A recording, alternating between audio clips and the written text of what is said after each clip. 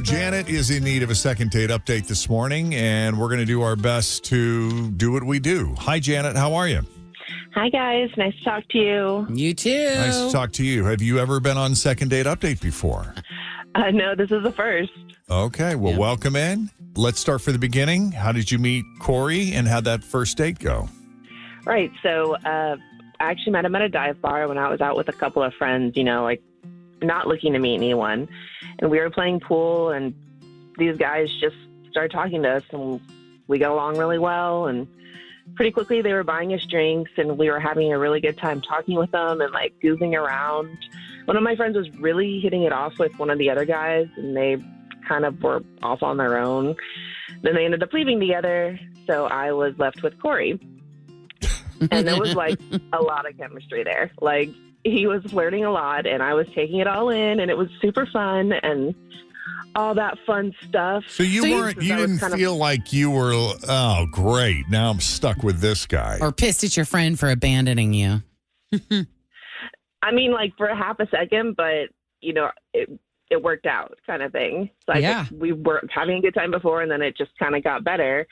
And the night wound down, and I was like, dang, I have to get an Uber because my friend left me, and he offered to split the ride with me. And so we get the Uber and go back to my place.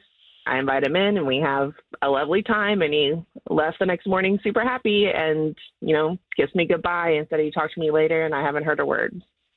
Oh, wow. Now, have you ever, I know this, you don't have to answer this if you don't want, it's kind of a personal question. Have you ever had a one-night stand before on your terms? I mean, yeah, I have, but we didn't click like this, and it didn't feel like that's what this was going to be. Yeah. Okay. That's fair. So you guys have each other's information. There should be nothing stopping him. Like if he wanted to get together, he would reach out. And that's I don't.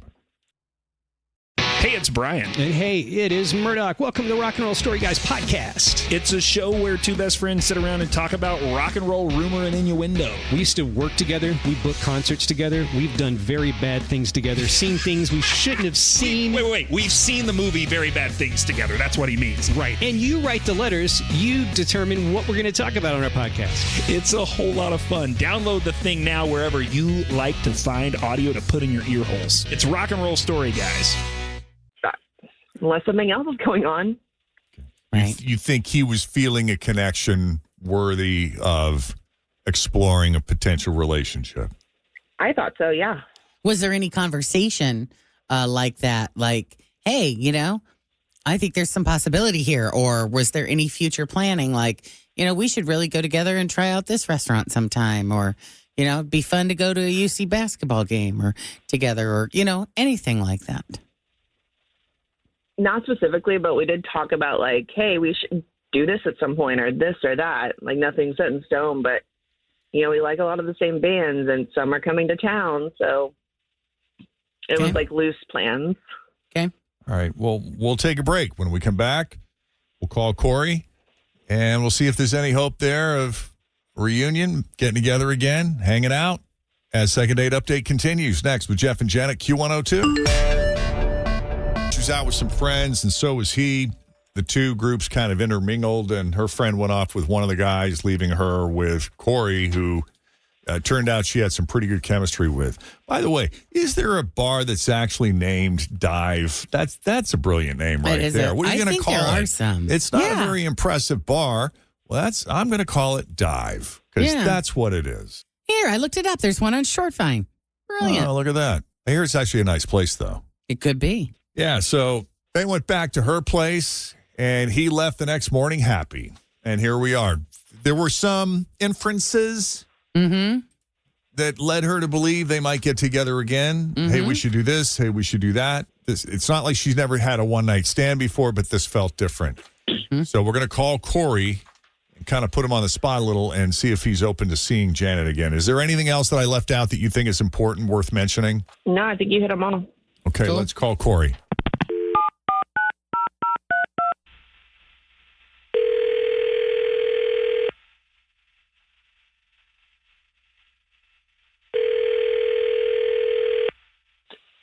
Hello. Hi, Corey. Yeah.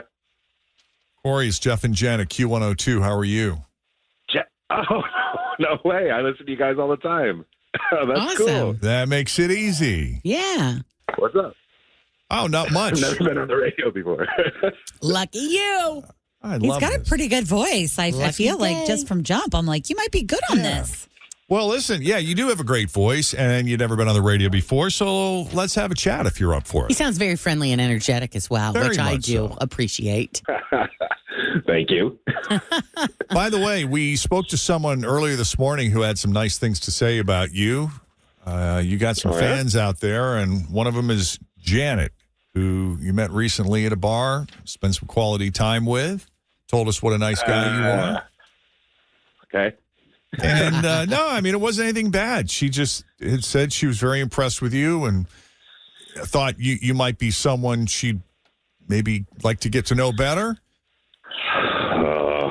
When was the last time you Okay. guys spoke? Just that, well, I guess it would be like the morning after we met. Right. Okay. Well, I don't know. Did you feel any spark there at all? Well, yeah, I mean, for sure. I got along with her. She's hot, you know, like we chatted a lot. We had a good time. Yeah, for sure. You open to seeing her again? No, this is the thing. I don't date. Like I'm not in the dating world. Like hooking up is one thing and getting to know somebody, but yeah, I liked her, she's cool. She's fun, but maybe if I was dating, I'd be down, but I'm off the market. Like 25 is just the year for Corey. I'm just like focusing on myself. Oh, okay. I feel All right. that. So I have 'cause two questions. I've got, yeah, go ahead. Sorry. Did you tell her that? Well, not in so many words, but I just kind of thought it was kind of known. Understood. Like like what the score was. Like I didn't feel like we needed to talk about how this was just a one-time thing or whatever, but I thought it was just pretty well understood that that's what was going on, I just have a lot of friends that are engaged and married, and they just seem completely miserable, and I just don't want that for myself. I see how like just their lives kind of are over once they get married or engaged. And Some people would say life begins. Some people would say life begins when That's you right. meet your partner, Corey. That's right. You don't know. Sure. Yeah. Well, I mean, Well, that was my follow-up question was, why are you choosing to make this a year of Corey? Are you coming out of a really bad relationship or an ugly dating history of some sort? What has caused this pain, Corey, that is driving you to isolate yourself from love? you know what? I just see a lot of people that are miserable in relationships and the whole dating thing. And I'm just, I'm being honest. I'm just focusing on myself. I don't care if that's considered like self-centered or whatever, but I'm just taking care of myself, and I don't really have a lot of time and energy to be focused on anybody else. Yeah. Do you have like big career goals? Are you knee deep out there trying to make money? No, not really. I'm just trying to live my life. I'm being honest. Like, He's like, I just want I'm to get pretty laid. much out here just off at this point.